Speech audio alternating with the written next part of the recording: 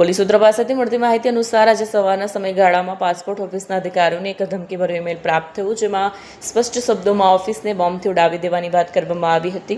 આ ઘટનાની જાણ થતાં જ ઉમરા પોલીસ સ્ટેશનની ટીમને એલર્ટ કરવામાં આવી। ધમકી બાદ તાત્કાલિક અસરથી પોલીસ, ડોગ સ્ક્વોડ અને બોમ્બ ડિસ્પોઝલ સ્ક્વોડની ટીમો ઘટનાસ્થળે પહોંચી હતી। સમગ્ર પાસપોર્ટ ઓફિસ વિસ્તારને ઘેરી લઈને અંદર બહાર નીકળતા માર્ગોને સીલ કરી દેવામાં આવ્યા હતા।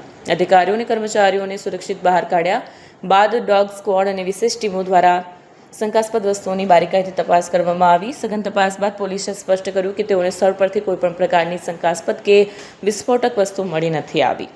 પોલીસે આ મામલે ગુનો નોંધીને તપાસ શરૂ કરી છે। ધમકીભર્યો ઈમેલ ક્યાંથી અને કોણે મોકલ્યો તે શોધવા સાયબર સેલની મદદ લેવામાં આવી રહી છે। અધિકારીઓના જણાવ્યા અનુસાર ધાક ફેલાવવા અથવા સરકારી કામકાજમાં વિક્ષેપ પાડવા પાછળ આ પ્રકારની ખોટી ધમકી આપવામાં આવી હોવાની શક્યતાના સંદર્ભમાં પણ તપાસ ચાલી રહી છે।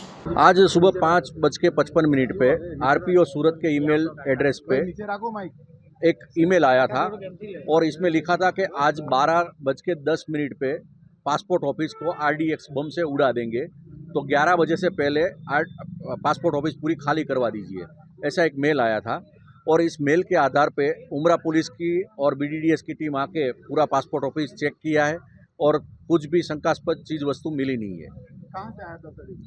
ये प्राइमरी इन्वेस्टिगेशन में ये मेल कोई पॉक्सो का केस तमिलनाडु में चल रहा है, वो ट्रांसफ़र करवाने के लिए और स्टेट में ट्रांसफ़र करवाने के लिए मेल किया गया है, ऐसा दिख रहा है। लेकिन अभी हमारी साइबर की टीम आई है और ये मेल पे से आगे इन्वेस्टिगेशन चालू रहेगा। क्या लिखा है मेल में? मेल में यही लिखा है कि केस है वो जो पॉक्सो का केस तमिलनाडु में चल रहा है वो कोई और स्टेट में ट्रांसफ़र किया जाए।